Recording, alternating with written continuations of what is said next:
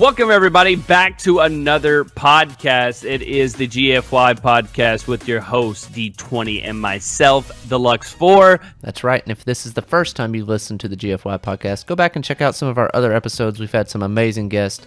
You can follow us at Podcast GFY on Twitter and Instagram. We've listened to you guys, and today's guest is one that a lot of you have wanted on the podcast. It's our boy, Joel, NobodyEpic, and we talk about his life and what he's got going on here in the near future.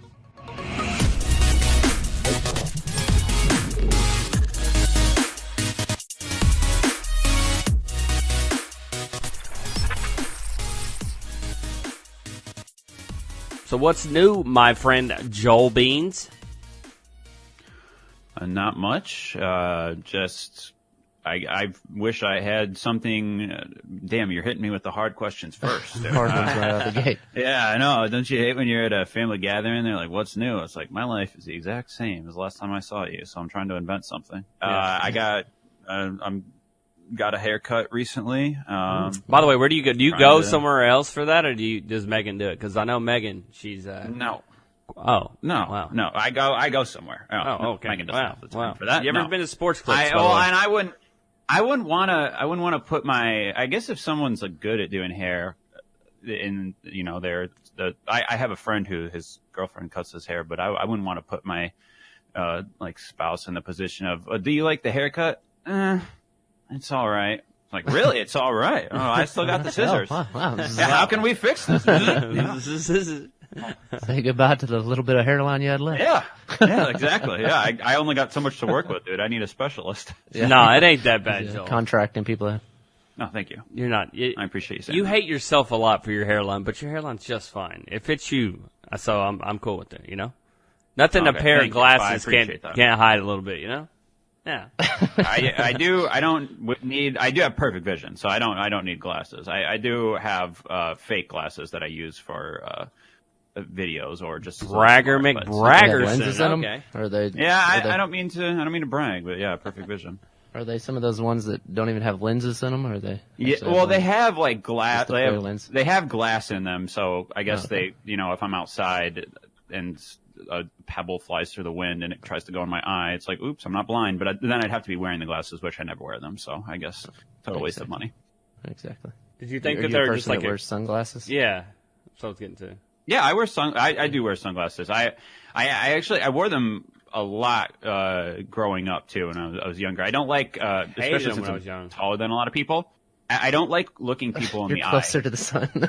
As a taller person, I'm closer to the sun, so I have to be cognizant of UV rays and a lot of things that people below me, such as both of you guys, don't have to think about. I'm not even 6 foot, bro. We all have our battles in life. Oh, I couldn't even imagine. Trying to remember back to when I was 5 years old. Yeah, basically, how old were you when you were like 6 foot? I actually saw this recently because we were looking through a baby book with my mother, and I just saw the number recently, so I'm trying to remember what it was. I believe I was 12 or around I was either 12 or because I think the book said Joel is 6'1", 13 years old. Jesus Christ. Is that when you hit your big stroke? Because that's when I hit mine. I did not grow after 9th grade, so I've been the same height since 9th grade. So I had 2 other tall friends in my class, and I went into the 6th grade with those tall friends, and they were both taller than me, and I was the 3rd tallest kid in my school. And then between the year between 6th grade starting and 7th grade starting, I grew 5 inches, and I went into 7th grade as the tallest kid in the school. So I'd grown 5 inches. I grew 5 inches in a year, and then I didn't really have a spurt like that again, but I kept growing until I was 20, 21. Well, 5 inches in a year, doctors must hate you. Yeah, I didn't even. That was probably before the advertisements were even invented. I wasn't allowed to be on the websites back then, so who knows where that comes from. Well, speaking of the hard-hitting questions, in the past year, something big has happened in your life. I think anybody that follows you knows. So the question everybody wants to know is, what was the transition to Facebook like? Oh, okay. Okay. No, you got it. No, you became a dad over the last year, so So kind of give us an update on that. What's going on with that? Yeah, I mean, it's going well. I haven't dropped my child or anything, and I feel like a pretty. You're not a real dad, father, then. So that means you're not picking it up enough. Yeah, you ain't a real dad if you ain't dropped them. Yeah. My dad dropped me plenty. I love my dad. I love my dad. He still loves me. I love my dad. But I'm in a wheelchair, but whatever, me. Man. He's cool. Yeah, it's whatever. But yeah, it's a major life change. It's funny because it's such a major life change, and yet so many time-wise, people right? experience it. Yeah. Well, I mean, yeah, it's, I don't know. I felt it's weird to say it's completely transformational and then not transformational at the same time, because it's something that, we were, like, Megan and I were, fully prepared for and thinking about as it was happening. And, we got married at the years we said we were going to get married to each other. And then we had kids around the years we said we were going to have kids. Cool. So I certainly have a lot less, free time. I mean, I haven't been playing many video games with you guys, so yeah. I definitely feel, especially with her in school full time, feel more of that responsibility than I ever have before. But it's, I mean, it's really cool. All right, so kind of what's your daily plan kind of go by? Like what's your day look like? What's Joel's day look like? So I'm a really deep sleeper. I can sleep through like anything. So Megan does not trust me enough yet to be like overnight. So first, when my daughter was born, she wasn't sleeping for more than 3 hours straight. So we were sleeping in shifts. Okay. And it would be like one person's the overnight shift tonight, and then the other we would do like 4 or 5 hour shifts. But now my daughter sleeps. I have a lot of other friends with kids because I'm the age where people have kids, and our daughter sleeps about as well as anyone I've heard at her age. Like, she's had over 5 nights where she slept for 8 hours straight. But she'll wake up on occasion, and Megan's like the lightest sleeper in the world. Like, if the wind's blowing too loud outside, I think she can't sleep. So she'll wake up with her at night, but for the most part, she'll sleep straight through the night. And I'm the one that gets up with her in the mornings, because Megan, doesn't trust me to wake up which I don't know. I feel like I would, but I haven't been tested yet. So Megan like does the permanent. If anything happens overnight, if she needs like an overnight bottle, on occasion, if Megan's feeling really tired, I'll get up with her like 4 a.m. But normally it's me getting up between 5:30 and 7:30 with Sienna. And then we'll just, I'll feed her, we'll hang out for a while. Then Megan gets up between 9:30, and if it's a really rough night, like sometime in the 11 o'clock hour. And then we both eat breakfast, and I will usually start streaming in the early afternoon. And then I'll take a break. So like some days like today, Megan's doing homework today. It's a Sunday. She's still in school, too? So she's getting her master's degree. Jesus, dude. Okay, so she's got a full-time job. Getting a master's degree, taking care of the kids, and taking care of you? No. Oh, Jesus. What's going on here? She's not at work. Raising 2 kids? She's not working, okay? Oh, she's not working. She's amazing, but she's not, and then I think, I don't think she's going to go back to that other job. So I don't know what that's kind of like an interim thing right now. I didn't know that. What we're going to do about that. Yeah, I mean, well, it's pretty recent, but because we weren't really sure we were going to do that. But yeah, it is a lot to handle the kid and the school and the job. It's hard you got to pick and choose it sometimes. So I don't know. She might. I think she'll work again before she graduates, because she graduates like next spring. Yeah. But we haven't really figured that part out yet. I haven't seen you or Megan in a long time, and the first time I saw you guys, I knew that you guys were going to be really good parents, just because of like the little things, how you like talk to each other, the way y'all always seem to be like. That was something I remember early on when you and I first became friends. You had put Megan like up there in your priority list, and you pretty much, in my opinion, have put her first all the time. And now that y'all have a kid, it seems like, from what I've seen from the outside, is y'all put that kid first a lot of times for everything. And it just seems like y'all are going to have like it probably isn't 50-50 co-parenting, because it never is perfectly, but it seems like y'all do a really good job. And I would love to see you guys in like real life parent the kid, because it's just a different, you see different people turn into different kind of adults when they have a kid. So I'm very proud of you guys, and I'm excited to see you. Thank you. Anytime in the future to see what kind of parents you guys are, because I think y'all would be pretty awesome parents. So that's pretty cool, though. I'm proud of y'all. Well, thank you. Because I know y'all's journey. Y'all's journey is pretty cool, though, too. Y'all like met each other in high school, all that stuff. So that's pretty cool. Well, we met right after high school. It was the freshman year of college. So we went to high school very close to each other, but had never seen each other up until college, when we actually went to college across the state, and we happened to be there. And that was one of the things we bonded over. It's like, oh, you went to high school here? It's like, oh, have you ever been to this mall? Yeah, that's my mall too. So is this McDonald's? Yes. Yes. Oh my God. How did you meet her? Did you like in class, or what was the deal? No, we were in the same. We were in the worst dorm on campus. This is like the shit dorm that no one wants to get in. It's like 100 years old. It was where all the murders happen. Yeah, it was probably like the contingency plan for if the Soviet Union bombed the United States, then everyone's going to that dorm because it exists at that time. But we were in this dorm, and it was a co-ed dorm. So guys were on. Even I don't remember how it was, because right wing, left wing. She was on the fourth floor. Yeah. Well, it was something like that. I don't remember the setup, but I was on the second floor. She was on the fourth floor. Her and her roommate made cookies that were really gross cookies, and then they went to pass them out. They weren't very good. She's a very good cook, but these were not high effort. I'll assume her roommate made high effort. By the way, Joel is a cookie connoisseur. They had yogurt in them. Yeah, I don't know what this recipe was, but well, that's why they were passing out they went to the guys' floor to start passing out the cookies. And that's why they were passing out, because they didn't like the taste of them. Otherwise, I mean, if I had a bunch of cookies I liked, I wouldn't be passing them out to strangers. But anyway, I don't know, I was socially awkward, and she came, our door was open, because a lot of people's doors were open on the floor, and her and her roommate were like, you want these cookies? I was like, yeah, sure. And I took one. And then I saw, someone on her floor, her roommate the next day, like a group that she was walking to the, lunch area to get lunch. And they're like, you want to come eat lunch with us? Cause we saw you yesterday when we were passing out cookies. And I was like, sure. I'm also going to eat lunch. I guess I was. Were you doing YouTube at that time, by the way? No, this was 2 years before I did YouTube. Okay. This was 2009. And cause I didn't start until 2011 on YouTube.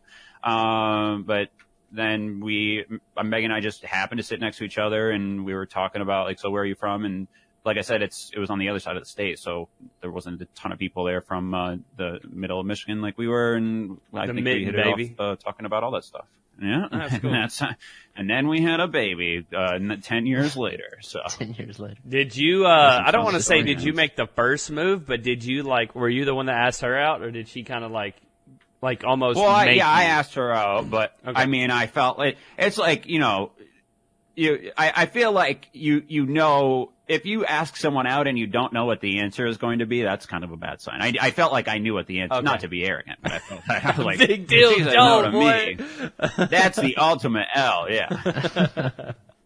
That's the funny thing about marriage. A marriage proposal is so funny because it's the biggest question you ask, but most people, if you don't know the answer to it, then that's a really big problem. It's a question you ask that you should know the answer to before you ask it. Have you seen those videos of people that propose and they say no? But I saw one the other day where the dude got down on a knee and he basically opened up this ring box, but there was nothing in it. She's like, there's nothing in there. He's like, yeah, I know. F you, because you cheated on me with blah, blah, blah. And he was just going off on her. And all her friends and stuff were there. And they were all shocked as crazy. And then it turned to a World Star thing. And they were like, what the? And they were just yelling and scared, you stupid bee. And just the berating this girl is crazy. Yeah. I don't know. No, I missed that one. You'll have to. I'll link you. I'll link that to me. Yeah. Yeah, I missed that one on my my before bed YouTube viewing. But it sounds like a trip. You do that too? I literally watch YouTube videos to fall asleep. I'm not even joking. Yeah. I mean, not all the time, but it's certainly I watch a lot less TV than I did as a kid because there's more entertaining and less it takes less time to watch YouTube videos. What are you watching? I watch a lot of Rust videos. I know and then sleep for sure. Yeah. I watch comedy. Yeah. You know what I watch a lot? I watch chiropractor videos because I have I have a bad back.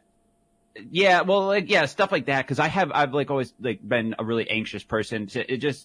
Especially even after I'll do anything or talk, play games or just anything where I'm talking a lot. I do get really anxious, and I also have a really bad back, and it does cost money to go to the chiropractor and stuff. So sometimes instead of going to the chiropractor, I'll watch videos of people getting a chiropractic adjustment.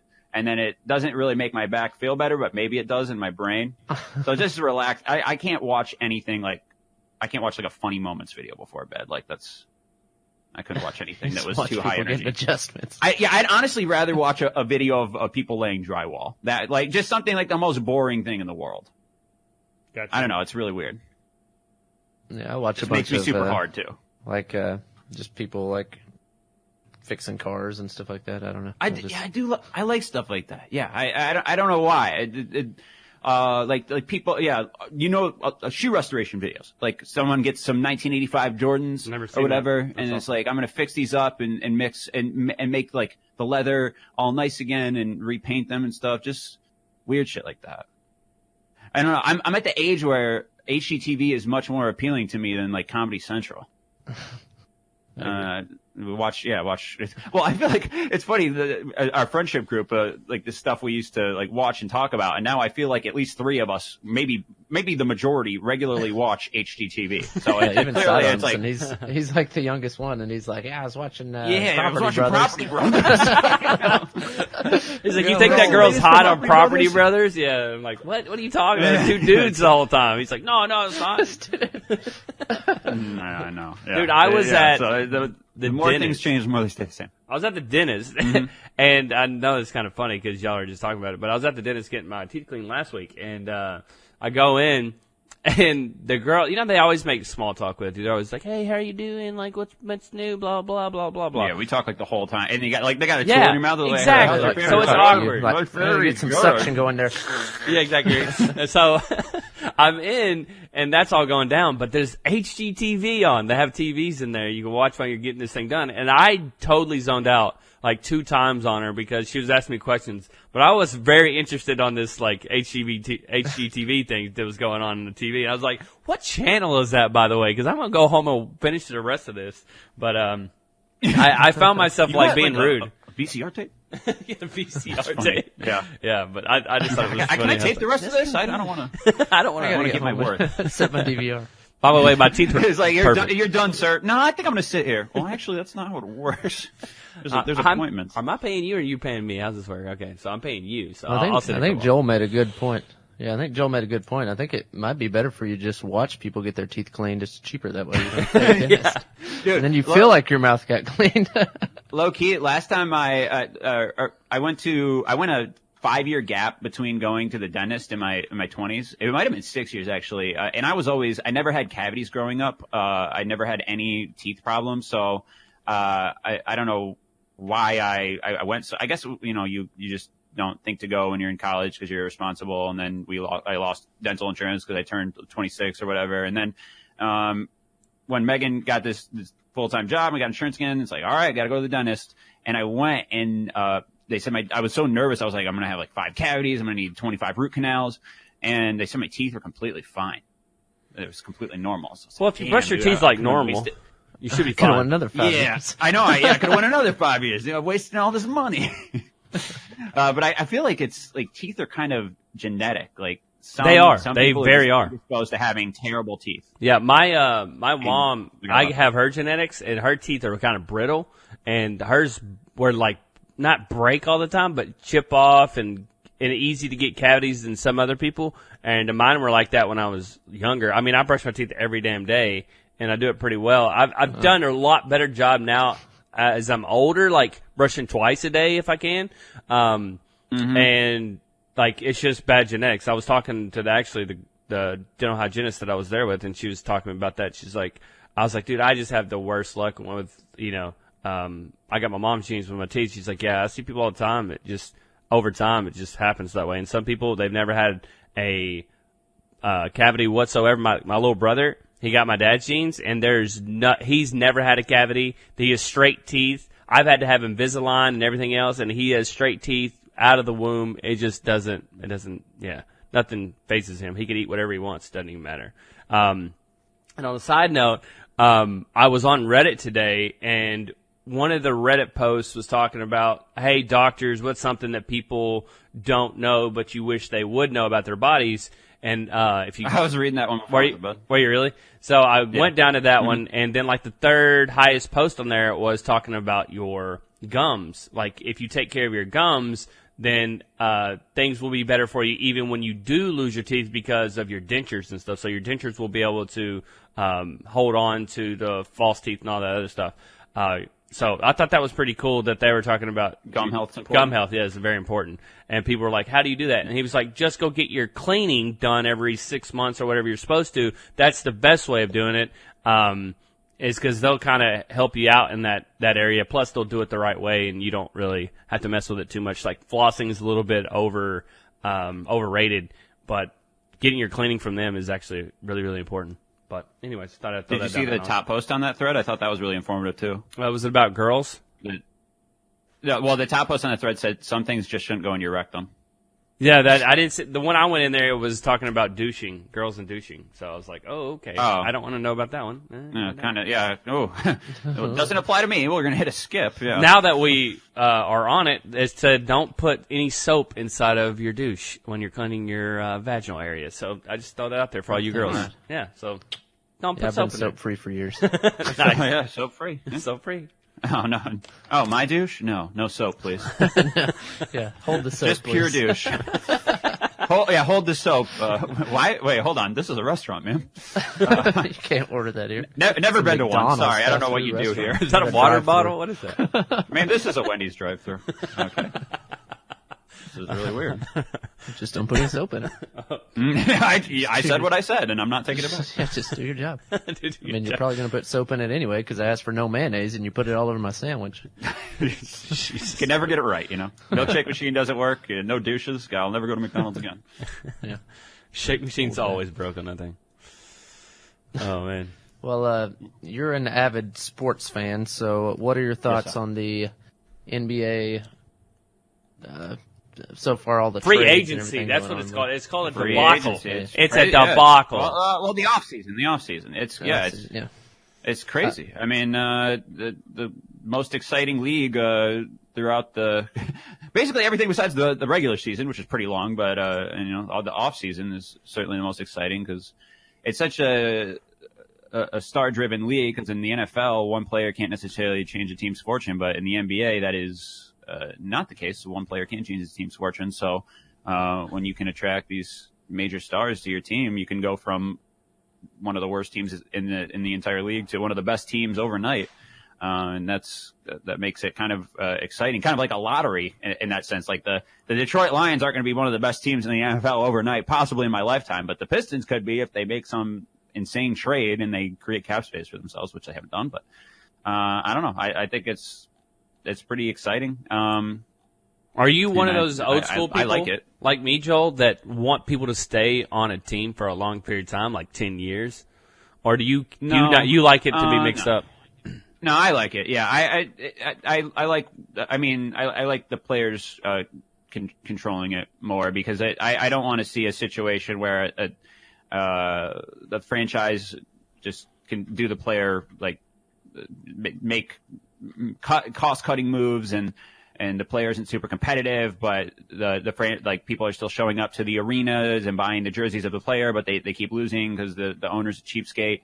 I think in a case where an NBA player wants to win, which if you're competing at that high of a level, you probably wanted to win your entire life. I think it's hard to it's ingrained in you to be that competitive. To get to that level, you probably are a big fan of winning. So yeah, I think that in a lot of cases, players should be able to make their own decisions. But however, there is going to have to be something changed in the new CBA where someone like Paul George is a year into a 4-year or 5-year contract and can just say, hey, I'm going to leave. I want you to trade me and I'll be really unhappy if you don't. And the GM of the Thunder feels like he has to do that because, just because the player said so. So there is a point where contracts do have to mean something, like they do in real life. So I think there's a balance that definitely isn't struck, and they'll have to look forward to in the future. I feel like a lot of them are just fickle.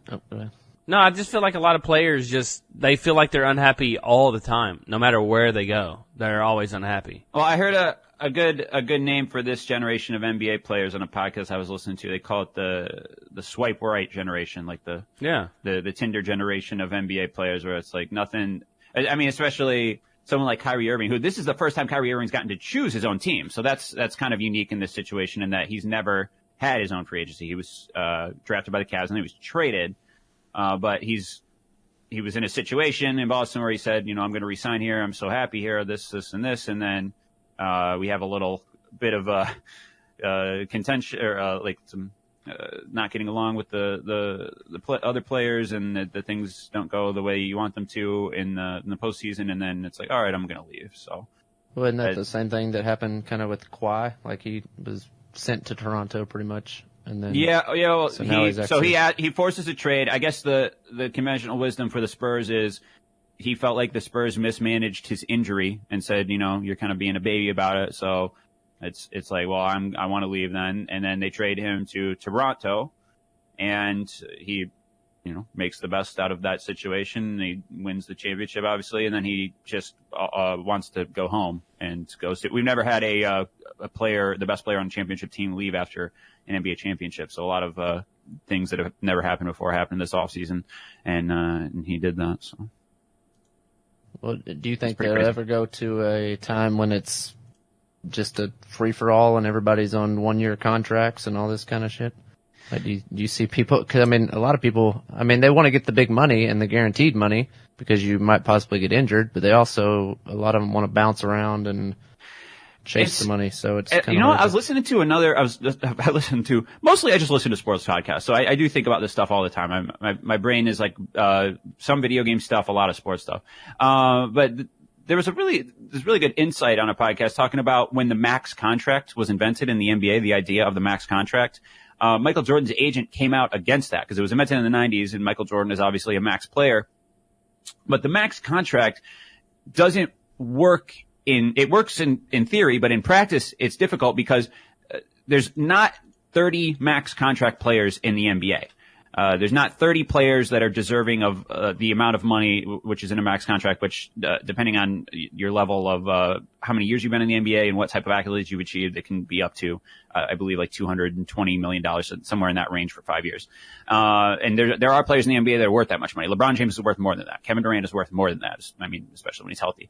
But if there's a max contract, then if you're the best player on the Charlotte Hornets, then you want the max contract. And right. Just for example, because that was a situation they went through, and not every player is worth a max contract. So there's this imbalance where the best players aren't making as much money as they should, but then there's a lot of players making probably more money than they should. And I don't know how you strike a fair balance there. It'd be sick if you could just spend as much money as you want. I guess then just Steve Ballmer and the Clippers would have the best team. Yeah, it would be baseball. Yeah, soccer. LeBron James would make $100 million a year, literally, maybe more than that. But if an owner's willing to pay it, because these guys, it's their money, and then they have all these cap rules to try to create balance, but I don't know. I just as a Pistons fan, there's more small market teams in the NBA than there are large markets, and they have to draft well. If you're in a small market, I listened to something funny on a podcast that made me laugh. It's like, maybe people will think twice about doing like what the Raptors did, where you just get a player for a year and then they leave, or like signing Paul George and then he leaves. Maybe they'll just say, hey, we'll just keep our cap space open and then maybe we'll recruit these good players. It's like, well, no good players are ever going to come to Detroit unless they're from Detroit. Like the Right. LeBron James situation is so unique in Cleveland because he was from Cleveland. Right. And then of course he goes to LA because it's LA. Yeah, like if you want to, like the best competitive advantage for Detroit would be to have the richest owner and have no salary cap, and then it's like, well, I'll pay you this amount of money because these guys are just making. I guess it would have to be a lot more money because someone like Kevin Durant doesn't care about the Supermax contract because his contract with Nike is $300 million. So it's still $1 million is $1 million. It's very rare that you find any of those people that are like, I mean, because people sit here from our standpoint and say, oh, well, why didn't he just give up that $5 million and, stay here or go there or whatever? But like, I mean, it's $5 million. Like we would never, like somebody told you, hey, I'll give you $5 million. I'd move anywhere in the world. Yeah. That's one of my, this isn't just in sports. But one of the things that makes me cringe is when people spend other people's money for them. So, I mean, that relates to what we do or just anything in general, like, how someone else spends their money when people comment on that a lot. And then I did say a little earlier, like, some cheapskate owner, but that's the owner's prerogative to spend that money and that's the player's prerogative to leave. Like, I hate when people spend other people's money for them. Yeah. I mean, you see it. I mean, you do see it a lot in sports because, I mean, even in the college ranks, they're like, oh, well, just go out and pay this much money and get this coach or, or whatever. And like, it's not your money unless you're one of the ones making the big contributions. If you're the big donor, if you're the big donor, then it makes sense. Yeah. But, I don't know. Yeah, I agree that it's real easy to spend someone's money from your couch. Right. Yeah. Just sitting there watching ESPN. I'm sitting here making minimum wage, but I can tell this millionaire how to spend his money. Listen, I'm the best manager at my Aubrey's. Here's how I would fix the New Orleans Pelicans. Yeah. That's funny. I saw somebody posted something earlier on Twitter. I don't remember who it was, but they said something about possibility of Westbrook's going to the Pistons. Yeah, I saw that floating around on Twitter. There's some rumors, because he's probably going to want out of OKC, seeing as they're doing a, as soon as everybody else full rebuild. Yeah, exactly. I would not be the biggest fan of that. Just as a Pistons fan. Yeah, I'm not his biggest fan. I mean, he's a good player. There's no doubt about that, but and then if you just talking about a dollar amount per player, the amount of money he's making for, a guy that not the best statistical 3-point shooter, has won a regular season MVP, but has not gone deep in the playoffs, albeit in the Western Conference where it is harder to go deep in the playoffs. And I mean, I guess he did when he had Durant, but it's funny. If any Pistons fans say they want that, they complain a lot about Reggie Jackson being a ball hog, and you should see the statistics on how much Russell. You think Reggie Jackson's a ball hog? You would think he's John Stockton compared to Russell Westbrook coming here. I mean, that's the whole reference. Dishing it out. Yeah, like, wow, geez, get Reggie back. But yeah, and he just makes so much. I mean, more power to him for signing the contract. That's he's going to be set for life, obviously. But when Russell Westbrook is 34 years old, he's going to be, which is when most point guards are on the decline, he's going to be making $47 million, which is nearly half of the salary cap. That's nearly half of your team's allotted money to spend for, I guess it'll be that time the salary cap will be larger, but let's say 40% of, or even 35% of the money to spend on one player, and that player isn't necessarily new to a championship. It just makes no financial sense. Before we get off the subject too much, I wanted to talk about the draft. I feel like the NBA does a great job with the draft. What I mean by that is, like, their first rounders usually turn out to be pretty dang well. In football, it's so bad. They are really bad at evaluating talent. It might be because they start evaluating talent in basketball at like such an early age. But I feel like the NBA does a really good job in the draft. The top 10 to 15, the lottery is almost like top 5. You're getting a player that's going to be a great player for your organization most of the time. I'm not saying that all hit, but I would say about, 60 out of, 3 out of 5 usually hit pretty dang well. It's pretty dang good. Yeah, and scheme and fit have to be taken into consideration a lot more in the NFL. Because, like, in the NBA, one player can it doesn't matter what coach an NBA team has or what team they're coming to. There's 5 guys on the court, and if they're one of those 5 and they can just take over the team, then you can mold the team around them as the years go by, and you see this as a talent. Whereas in the NFL, if you're running a 3-4 scheme, there's certain defensive players you're probably not going to draft them in general, but maybe you will if they're a generational talent or. Yeah. Kyle Van Noy doesn't work out for the Lions, and then he goes to the Patriots, and he's just this all-world player. And it's a lot more scheme and fit in the NFL, whereas in the NBA, one player can just totally dominate and put his will out there to do whatever he wants on the court. Do you think Zion is one in a lifetime type of player, or do you think he's just once in every? Not one in a lifetime, but I think I think the generational talents since 2000 are LeBron James, Anthony Davis. It's just in the draft, where it was so obvious these people are going to go number one, and there was no way they could be talked out of it. LeBron James, Anthony Davis, and then Zion Williamson. Like, you can offer the Pelicans enough to not take Zion Williamson in that draft, right. Whereas other years, Pelicans are going to. You have like Anthony Bennett went number one year. And probably most people don't know him if they didn't know that draft. That was like 4 years ago.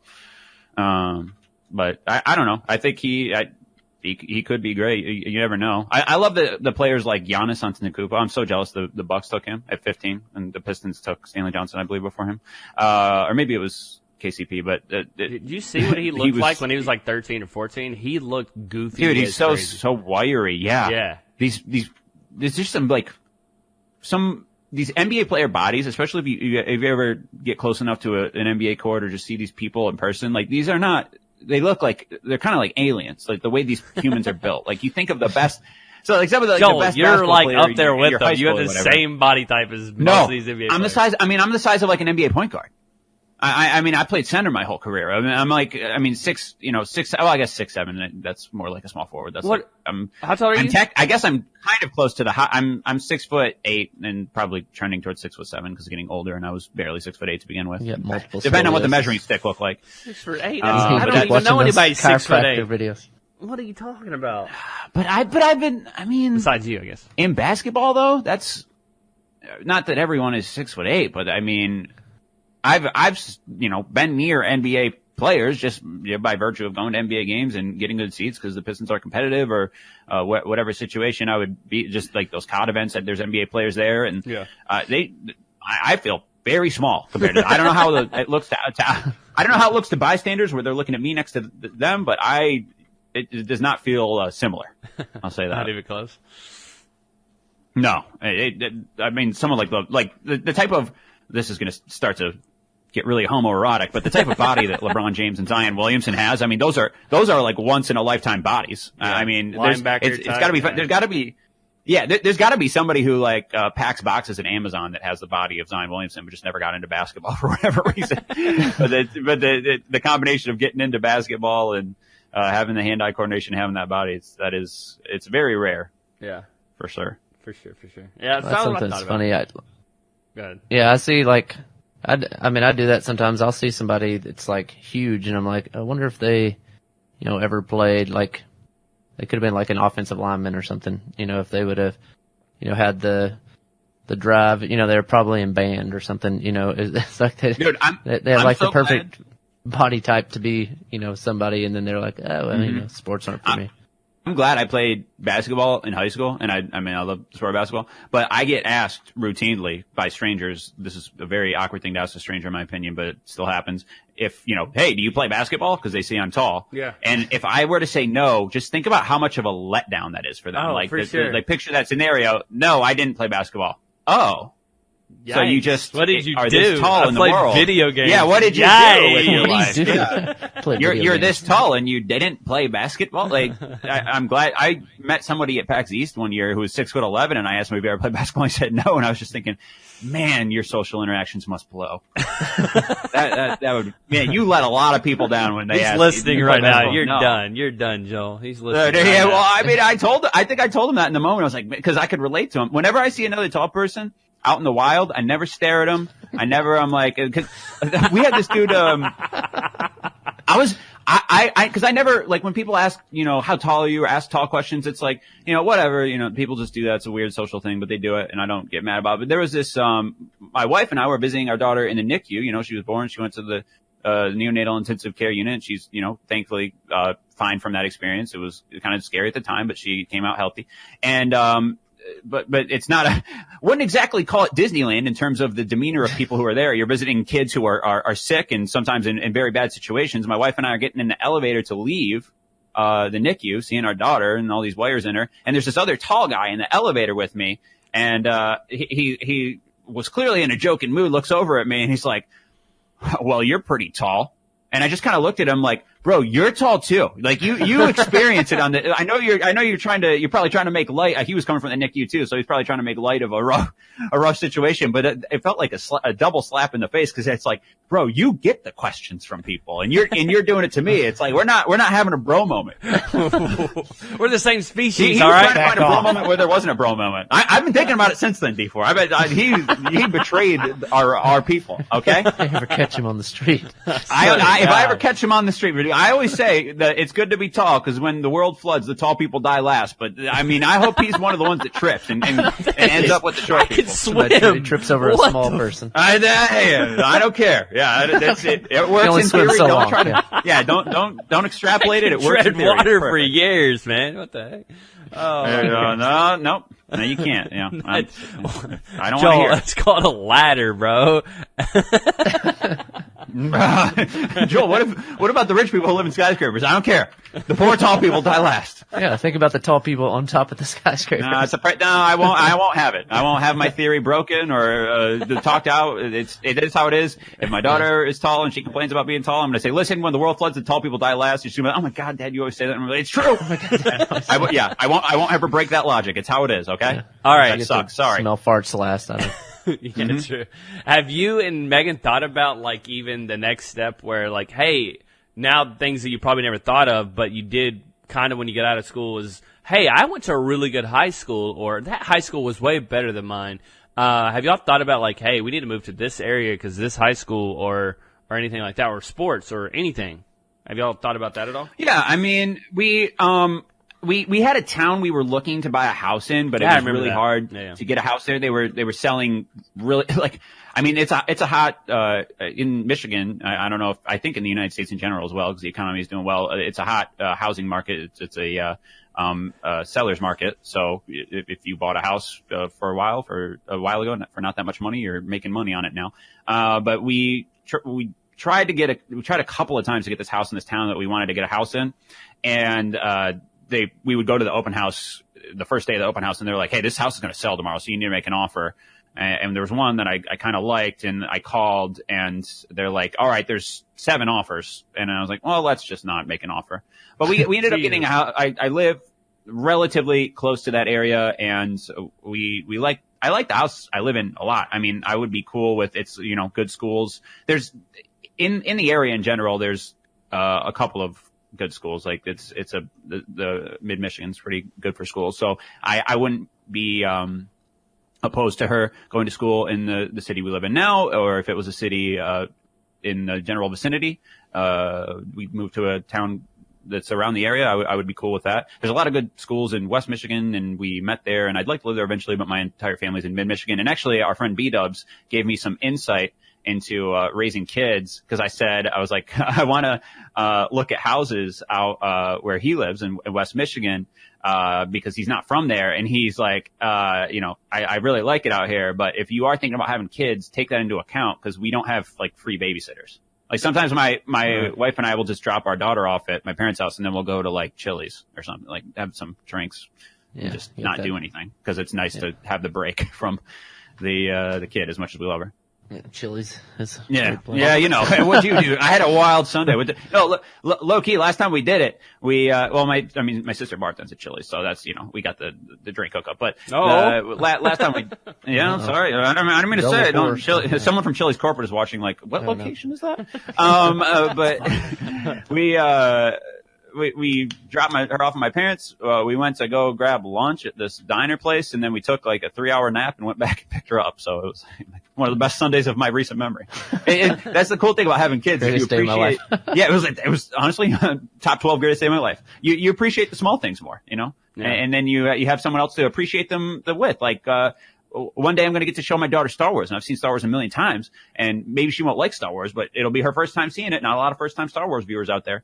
So, there's a lot of stuff, I like socially and all of that. I'm like the happiest I've ever been in my life. I hate to brag to you guys, but I genuinely feel that way. I'm happy if I for can you. Just get it on the record. You can just get it on the record. Thank you, dude. Now, no, seriously, like I think that's part of like life in general. And a lot of people, they're always striving for this life or this life or this life. A lot of people that you see, and I'm not saying this the poor me kind of thing, but a lot of people that you see that look like they have it all don't really have it all. There's a lot of turmoil in their life, and you always looking through the glass. Instagram lives. Yeah, Instagram life. You're looking through that glass and saying, "Wow, I wish my life was like that." But if you find that you're in some kind of like little hole and you feel like you're happy there, and everything around you is working out the way you thought it would work out, then that's life. That's like the happiest a lot of you are going to be. Like, that's real life. That's it. Yeah, real life. Like, seriously, like, be happy for where you're at right there. Enjoy the moment. Take it in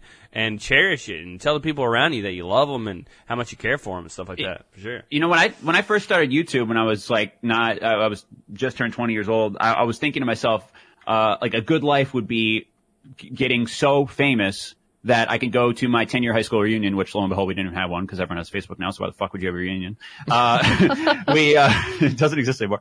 But Thanks, getting Zach. like so famous and so wealthy that I could go to my 10-year high school reunion and be driving like a really nice car, and everyone would be like, wow, that guy's the man. And I didn't even have a bad high school experience, but I would just Who was think, that like, guy? yeah, who was that guy? in high school?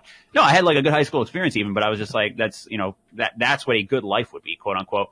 But now, as I've gotten older, a good life is just like a happy and a healthy family. Like, that's genuinely how I feel. Like, I saw someone I follow on Twitter tweeted like sometime last year, like, I hope to live. I just hope that I get to live an extraordinary life. And I think I'd even tweeted back, and I was like, do you know how hard it is to even? It's hard to live an ordinary life. Yeah. Like, it's just like you know, paying bills, and you'll have things happen in your life that are tough that you got to get through. But it's extraordinary to just live a normal life. And for if your kids grow up and think, even if they, you know, you were poor or whatever the circumstances were, if your kids grow up and they don't know that they had a rough life, or that, you know, they had a rougher life than some other people just because their parents were able to keep it together throughout all that, that's a lot harder to. I mean, an extraordinary life, that's one thing, but to even just have the ordinary is tough. That's an achievement in and of itself.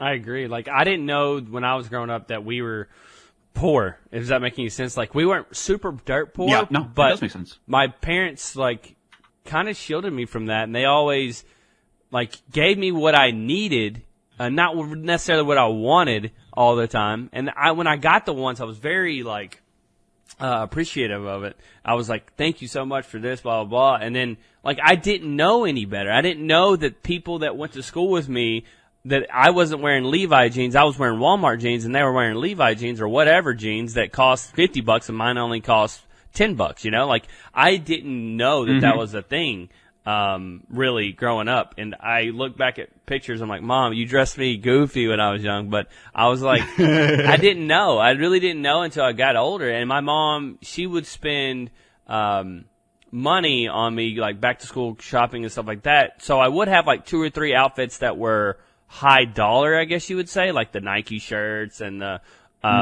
whatever. And so, like, it always seemed like we had a little bit of money, but at the time we were living in a trailer, a single wide trailer at the time, and no one could tell. And my mom didn't drive the best car in the world, but she kept it clean. And I don't know, it was just I was always under the impression that we were doing okay. And now I look back, I'm like, dang, my parents were scraping by all the time, paycheck to paycheck. They're not now, but it's just awesome to see that they never let me into that world that I was ever without, you know? Yeah, isn't it funny how the lens of your childhood looks differently when you're looking at it through that lens as an adult? Like, you at the time when you're experiencing it, you know, you could, like you say, be poor. And, you know, depending on how your family addresses the situation and makes the best out of a bad situation, if they can, you wouldn't know it at the time, but you could look back and say, you know, wow, we were going through some trying times. My parents were probably super stressed, but if your parents, were able to, self-sacrifice and not show you that they were stressed, then you wouldn't know it at the time. But you look back, like I always tell my parents, I feel like I had the best parents in the world.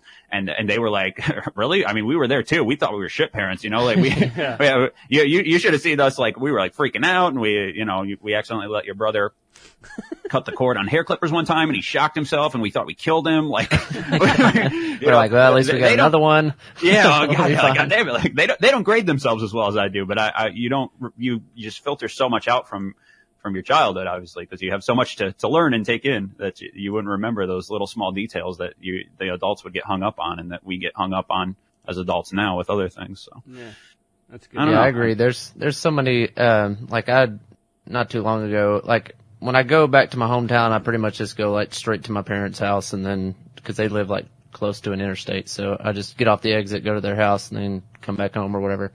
And not too long ago, I drove like through, like going towards where I went to school and all this stuff. And I remember like going through there and seeing like these houses of where people lived, like that I rode the bus with or whatever. Like, oh, that was so-and-so's stop there or whatever. And like, I remember there was one guy that like, his parents had an old school bus out in the yard, and him and his brother lived in there.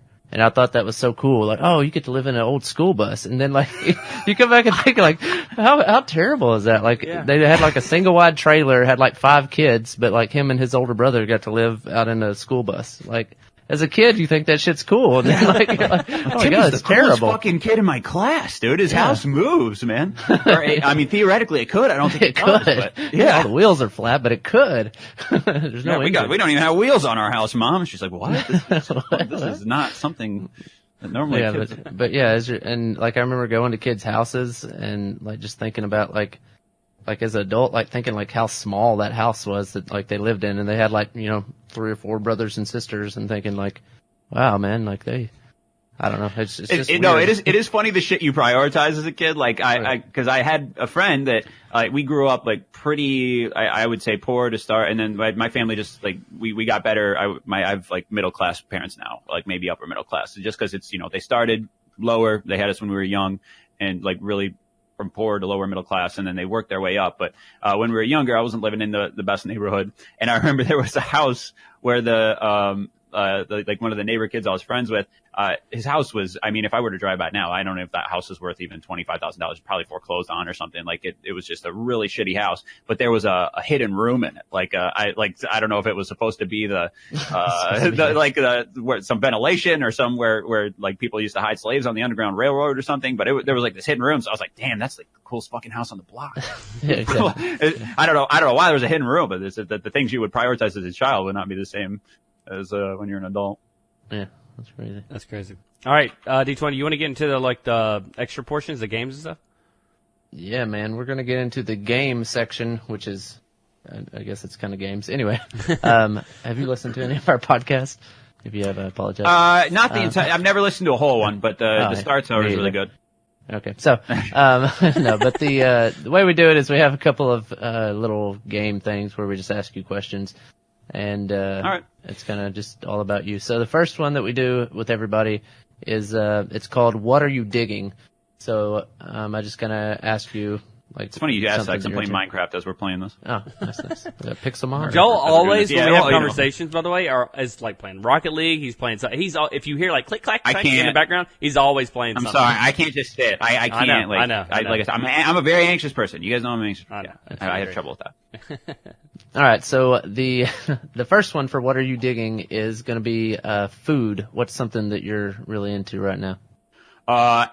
Anything. I've been experimenting with Mexican cuisine. I love. And before I get into, okay, it's American Mexican cuisine. Like I said, like Taco Bell. Someone's like, "What's your what's your?" I go Taco Bell daily. What's your favorite Mexican cuisine? Well, I always love a good quesadilla for lunch. Oh, quesadillas aren't Mexican food. Okay, I get it. Okay, American Mexican cuisine. Okay, for you purists out there. Some Tex-Mex. But I started making breakfast tacos recently, just like screwing around with the stuff I could do there. This is like some really basic food stuff, nothing super impressive, but I love Mexican cuisine. So that's anything I would eat, like something that's wrapped in a tortilla shell for breakfast, lunch, and dinner. No, for sure. Yeah, we do like breakfast burrito things, and we'll do like some of those like already shredded hash browns. We'll do like some of those, like some scrambled eggs. Some to make it a little bit salsa, crunchy. some bacon. Yeah. Oh yeah. We did those the other day, so. I'm hungry. I did them this morning. Nice. I'm gonna make dinner after this. Yeah. What are you making? By the way? No, I grilled chicken. I got a grill for the first time this year because I have a house, so I'm grilling some chicken. Put it in a tortilla. No, I'm not putting it in a tortilla. My wife does like to make like burrito bowls out of it though, or like some type of just like chicken, and because we make rice too, so the next day she'll like warm up a chicken rice bowl. That's the hardest thing for me to make is rice. I like get Uncle Ben's like microwavable rice. Get a rice cooker, dude. We got a rice cooker. I don't want to I use it like every single day because I never eat rice that much. Oh my god, I use it every single day. The best thing are those Instapot things. We eat a lot of rice. The Instapots where you can use it like it's a pressure cooker, rice cooker, like all the that 5-in-1 type deals. Yeah, those things are amazing. Like, cause you can just throw frozen chicken meat in there and like a cup of water and put some seasoning on it and cook it, and it's done in like 20 minutes, and it's tender. I should use it. I'm nervous to use a pressure cooker because I know that when people make homemade bombs, a pressure cooker is usually involved. Like, no, this is gonna be on the list. Not really a joke, but I don't want to. Whenever pressure cooker has a negative connotation to me because I know they're used in homemade bombs. Like, so I don't. I'm just like, ooh, well, what if I would cook the chicken wrong and then my house explodes? Like, I get a little nervous about that. But maybe one day I'll upgrade to a pressure cooker. Just get you one of the Instapot things because it has it all built in one. Then you don't feel as bad. Yeah. Like if you go to the store to buy it and you're like, oh man, I had to get all these chemicals at the same time I'm here. Like people are looking at you strange. Yeah. I know, yeah. Ask them at the store place. I can't make a bomb out of this, right? No, but here, let me take you to the aisle where you can make it. It's like, whoa, sir, how do you know this? Calm down. Oh yeah, sir, you're scaring me. Okay, the next one is, we kind of talked about like what kind of videos you like to watch, but are there any YouTube channels that you're watching right now? Well, the one that my wife and my brother lives here, by the way, my wife's brother, but I call him my brother because I've known him since he was young. The brother-in-law's too long to say, but I just fucking said it. But we all watch every Trevor Wallace video that he uploads. I don't know if you guys know who Trevor Wallace is, but he makes skit videos and he actually is he a white dude right now? Is he a white dude that has spiky hair? Yes. I love the crap he does, dude. He's great. Yeah, dude. I watched him too. He just that's uploaded, the comedy he I'm talking uploaded about, like a. Yeah. He did a video. It's been, I mean, he's really blown up this year, but, we saw him last year. So, I'm not even, I don't care that he's blown up this year, dude. Oh geez. Saw him 1 year ago. But he had a video, recently called like frat guy comes home for summer. Mm-hmm. Where a frat guy comes to his parents' house. Like, what's the fucking deal? All this stuff. And then, the one we've been quoting lately is, he made a video about his love for White Claws, these alcoholic seltzer drinks that have become really popular all of a sudden. Yeah. They're basically like the new Four Locos, except not as alcoholic. They're kind of just like a joke. And they taste disgusting, by the way. But he made a White Claws love video, like, ain't no laws when you're drinking claws, baby. Or maybe that was in the frat guy video, but I think it was a separate video. But we've just been saying that around the house lately. It's like, ain't no laws when you're drinking claws, baby. I say that maybe once a day. Well, yesterday on Twitter, he posted, everybody's doing those knock the top off of water bottles and stuff like that with crazy stuff. I saw his, yeah. Yeah, and he flips everybody off or whatever. Like his vape guy, it turned into like one of those, extreme monster cans and he knocks it off the table and he blew vape out of his mouth and he flipped off the camera. Yeah, that was nice. Anyways, I love him. I also love, Gus Johnson too. Like, Gus Johnson, he's gotten a lot bigger in the last year too, but he's, from Wisconsin. So I love the Midwest YouTubers. Wisconsin. Northheads. Yeah. Mm-hmm. Cool. All right, the next one. What are you digging? Dad moment. So what's a dad moment that you are enjoying right now? Like what's something that she's doing that you're? Oh, I made her. I said this on a little video I uploaded. I made her laugh for the first time the other day, which was like I felt like one of the greatest achievements of my life thus far. First time you've made anyone laugh. First time I ever made. I was like, what is that noise emitting from your mouth? Hold on, I'm gonna Google it. It's happening, honey. Can you do that sound again? I need to Google. But she was on the couch because, like I said, I get up in the mornings and I had sat her on her like little baby seat because she seemed like she was uncomfortable. Because I've been holding her for a while in the morning, and I sat her on a little baby seat, and she was still kind of like fussing, and I was like, "Oh, let me give her a hug or something." Like I don't know, whatever you do as a parent to think that you think you're going to help. Oh, she just clearly wants a side hug. So I awkwardly awkward side hug is what she's looking for right now. That's what she's yearning for.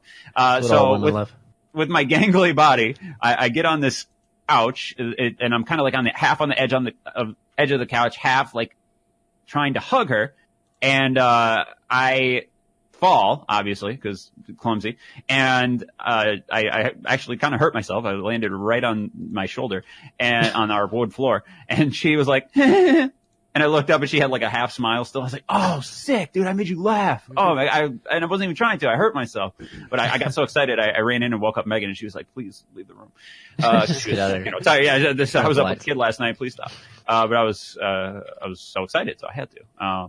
But yeah, that was a dad moment I was digging. And can I give you a bad dad moment? Cause that's what I thought you were going to ask for sure. for it first. No, go ahead. Go ahead. The first time I changed her diaper, legit the first time I got a projectile shitted on, cause I was being like really casual about it. Yeah. Cause I was like, oh, I want to be a dad. Like I'm going to be this dad stuff. It can't be that hard. I'm a cool dad or whatever. And I was like changing her diaper, like watching TV. Posing for selfies. So yeah, posing for selfies, like first diaper, what's up, dad life. And then I was not going fast enough. I was not taking the task seriously enough. And she was just like, oh, really? Is that how it's going to be? And just right all over. And I let out a yelp, like a scared dog. I didn't know that I could emit this sound. And Megan walked into the room as it happened and looked at me covered in shit and just laughed. So, I got the lessons out first. So that was nice. Yeah. That's funny. All right. So the last one on what are you digging? You like to listen to a lot of different kinds of music and keep up with, new people that are coming out, but what's some new songs that you're listening to? Let me open up my Spotify and I try to rotate not songs. Sponsored, by the way. Not spotted. Not sponsored. Not Spotify. Not spotted. Not Spotify. I kind of rotate songs in and out.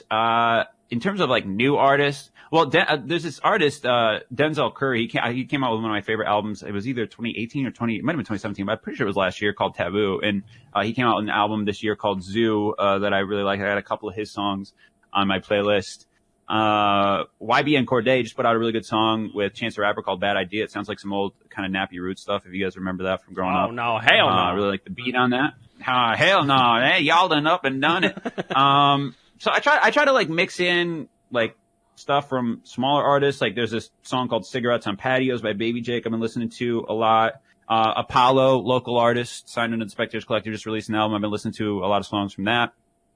And, what else? I don't know. Some like big stuff like, J. Cole's record label just released an album and, he put out an album with he put out a song with, Travis Scott and Young Thug called The London that I've been listening to a lot this summer. So I don't know, I try to do, an eclectic mix of stuff. I like people to be impressed when they listen to my, when I get the aux cord, I want people to say, wow, he should always have the aux cord based on these choices. Yeah, why do we give it to anyone else? Why does anybody else have the aux cord when we have a purist in the car? Every song he has is a banger.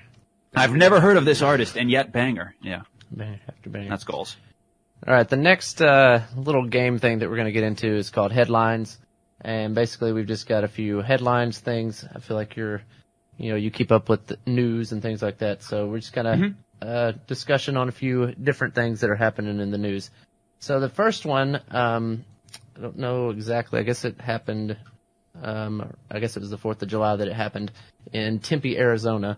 So there were some officers that were asked to leave a Starbucks after one of the people at the store told the people working at Starbucks that they felt uncomfortable because there were so many policemen in that Starbucks. And so they asked them to leave, and apparently it's caused an uproar. Mm-hmm. So what are your thoughts on this? I mean, they were paying customers. The officers came in before they were going on duty or something like that, July 4th. Mm-hmm. They all bought some Starbucks, and they were standing around talking, and apparently someone was upset that there was, they felt threatened, is I think what they said, because they felt unsafe that somebody. I saw the headline from this, but I didn't read into the full story. I mean, that's a lot of news stories on nowadays. Oh, yeah. Like I don't tweet out my opinion of it because if I don't read the full story, I don't feel like I can have an opinion. But I did see the headline.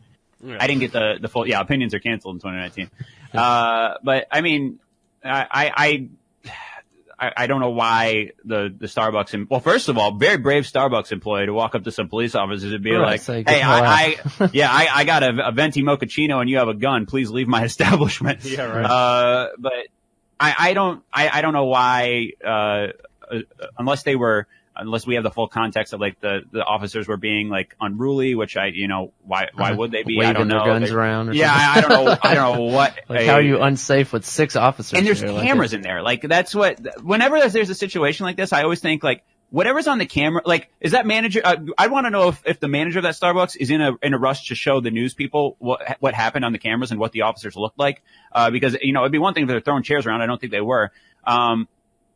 But I'd like to see, the footage and see if Right. people were, just in the world bullying existing, or what, doing their jobs like a lot of people do. Right. I fucking, and I hate this on airplanes too. I hate when people are in a public space and they, this space has to conform to me to make me comfortable. I It's hate that so go to your, much. that's what, it's called a fucking house. Like go to Stay your, home. if you're uncomfortable in public, you know what you can do? Leave the public. That's probably the Somewhere best else. option. And I mean, I don't work working in public service fucking sucks, and you got to deal with people that are idiots, and you roll your We've all eyes done it, a though. million times a day. Yeah, but I would, if I was in any position to be able to do it, if I was that Starbucks employee, I would be like, well, where there's not police officers, as long as you're not breaking the law, your house. So that would be a good place for you to go right now. But I guess, but maybe my opinion could change with the context of the situation, but I don't see how it could be any other way. Yeah, I mean, I just wonder if it's like, how society is like, oh, policemen are just going to shoot me because I'm in public. Like, people have the dumbest perceptions about stuff. And I don't know. And there are places people grow up where there's reasons to distrust the police, certainly. And I can't, I always want to be sensitive to that. But at the same time, when there's shit going down, the police are normally the people that you call, and that's, for a reason. So I hope that people would respect that. All right, our next headline is about equal pay for women's soccer. So with the women winning the World Cup, a lot of people are tweeting about this, talking about how they deserve to get paid as much as the men. And obviously they made more money in the World Cup than the men because the men weren't in the World Cup. But so some of the statistic stuff that I was looking at is from, this is going back to the last World Cup. The men's World Cup made roughly $6 billion, whereas the one in the U.S. or the one in Canada, the last one before this one, was like $73 million for women's World Cup. So that's obviously a huge difference. And as far as the payout goes from the money made from the World Cup, the women, or 13% of that $73 million went to the players, whereas on the men's side, only 9%. So technically the men are making less money of the income, but I don't know. So what are your thoughts on? Well, I mean, it was like what we talked about earlier. Like I dislike when people spend people's money for them. It's like, I mean, again, in theory, obviously the women should get paid. I mean, based on the success, they should get paid more than the men. I don't think anyone could question that. It's just that it's like, all right, well then, is it your money? Like, are you paying them? Like, I see people on Twitter is like, they should be paid more. And I guess I don't know. I'm kind of wondering just, I obviously agree wholeheartedly with the sentiment, but I'm wondering in practical terms how that works. Like, I would want to see where does the money come from? Like, money is a tangible thing. It doesn't just come out of the ground. Yeah, exactly. Give them more money. I want to see. Yeah, you just give them more money. Well, from where? It was like, I don't know. If they're being withheld from having money, if it's being tossed in some other direction. But if it's not there, then how do we pay people, like you were saying, Joel, from dirt? Like, we don't just grow money out of nowhere. But if there's a lot of money that they're not getting because it's being withheld from them, then, yeah, I definitely agree with that. But, I think like anything, you can't say that, I don't know, men that play hockey and men that play basketball should get paid the same because they're two different revenues. Like, that's whole different. It's just different. NBA players make a lot more than hockey players because there's a bigger market for NBA than there is for hockey. And so it's just the money just doesn't grow on trees. And no matter what the sex, I feel like if the money's there, yeah, we should pay them. But I get it's the same sport, but it's not the same sport because if it's the same sport, they'd be playing together. So there's women's soccer and there's men's soccer. So I know it sucks, and I know everybody's up in arms about it a little bit. But if we're paying the most that we can pay them, then I'm satisfied with what's going on. And same for men. If it was vice versa, I'd be happy with that too. If men aren't bringing in the money for whatever reason, then yeah, don't pay them as much because they're not bringing in the money. That's just how it works. You're not going to pay somebody. I'm really torn on it. Yeah. Because I just don't, like, who disagrees with the sentiment, But from a sense of like, all right, what are the steps? It kind of just feels like something to yell on Twitter that everyone is I mean, it's kind of hard to disagree with it just based on the results, obviously. Like, I don't know who would disagree with the sentiment, but just from a practical sense, like you said, I mean, when money is generated by a particular sport, regardless of a gender, that the players make more money, and the more eyeballs you get and the more things you can sell with sponsorships. I'm sure a lot of male tennis players would love to make as much money as Serena Williams does.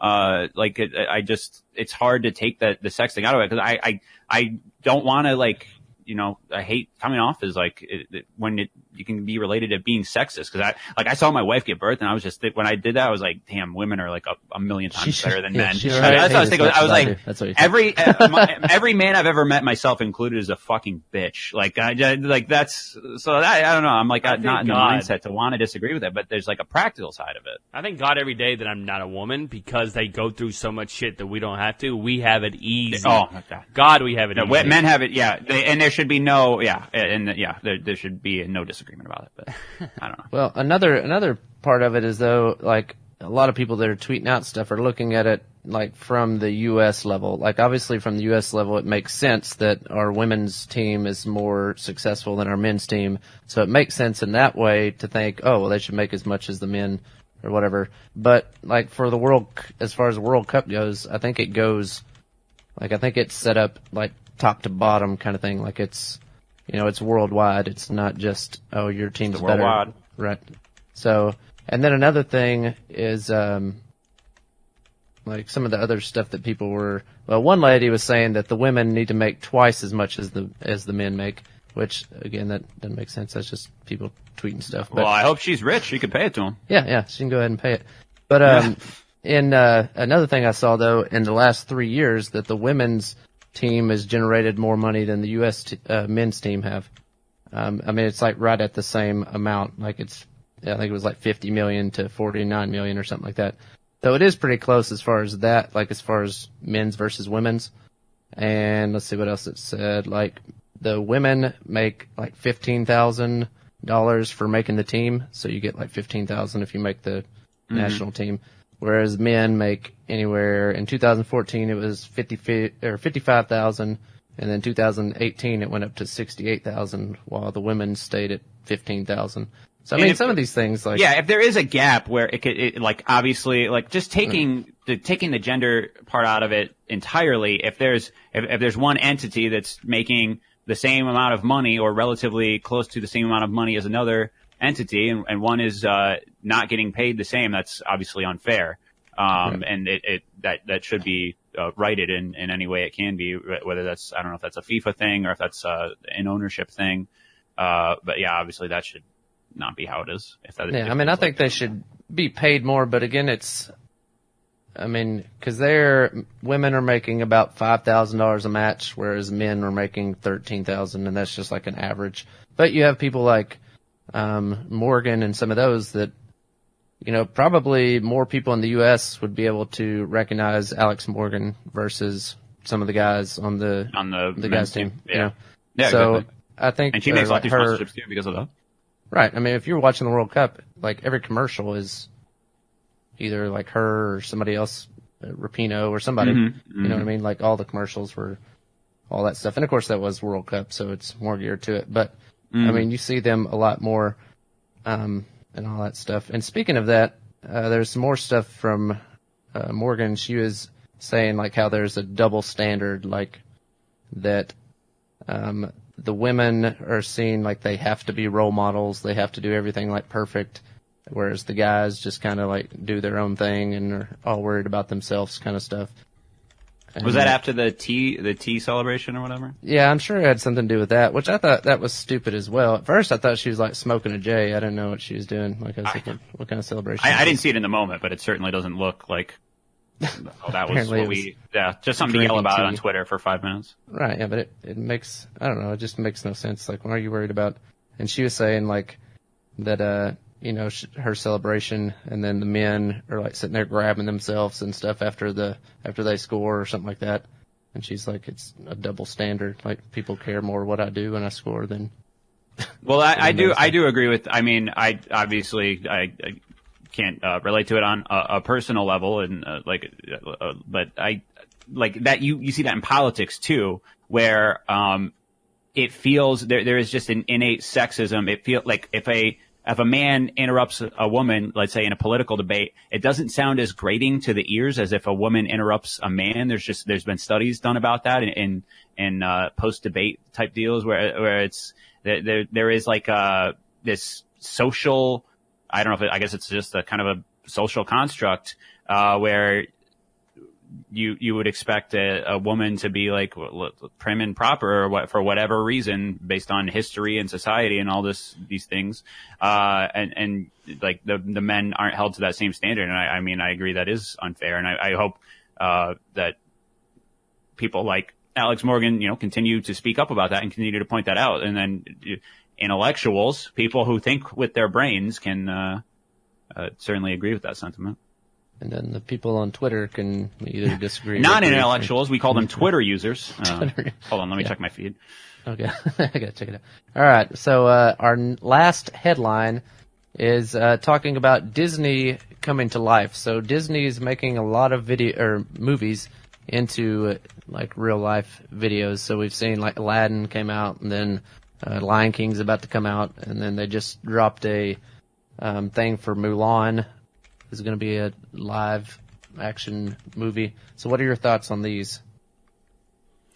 Well, my thoughts are I'd love to be related to Walt Disney. Right.